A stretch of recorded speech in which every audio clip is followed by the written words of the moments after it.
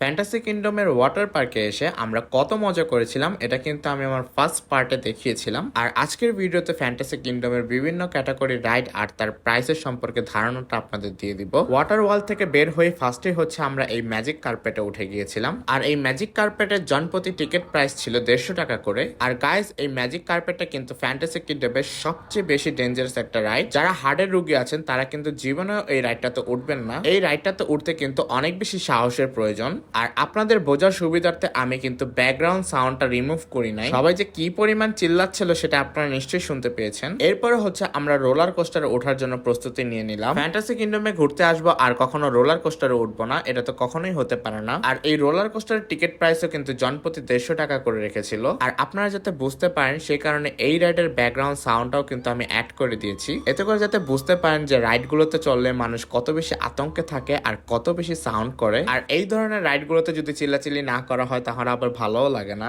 আর আমি যখন ভিডিওতে ভয়েস দিচ্ছিলাম তখন আমার এত বেশি ভালো লাগছিল, মনে হচ্ছে যে আবারও ছুটে যাই। কিন্তু গাইস, যখন ভিডিও করছিলাম অনেক বেশি ভয় লাগছিল হাত থেকে যদি একবার ক্যামেরাটা পড়ে যায় তাহলে কি হবে। কিন্তু আলহামদুলিল্লাহ এরকম কোনো প্রবলেম হয়নি, আমি সামাল দিতে পেরেছিলাম আর কি। এরপরে আমাদের ছোটবেলার খুব পছন্দের একটা রাইড ছিল এই স্পাইডার রাইডটা। জনপ্রতি 100 টাকা দিয়ে টিকিট কেটে এই রাইডটা তো আমরা উঠে গেলাম। আর এই রাইডটাতে নাকি মাহাতিরের আর রনির অনেক বেশি মাথা ঘুরেছিল, কিন্তু আমার কাছে এই রাইডটা একদমই নর্মাল লেগেছিল, কখনোই মাথা ঘুরায় না। আর গাইস, তাদের সাহসটা একবার দেখেন, রাইড চলাকালীন সময় তারা কিভাবে পেপসি পাস করছিল। সেই কারণে তো বলি, এদের মাথা ঘুরাবে না তো কাদের মাথা ঘুরাবে। আর এদের এই ধরনের দুষ্টামি দেখে আশেপাশের সবাই অনেক বেশি হাসাহাসি করছিল। আমরা যেহেতু ওনাদের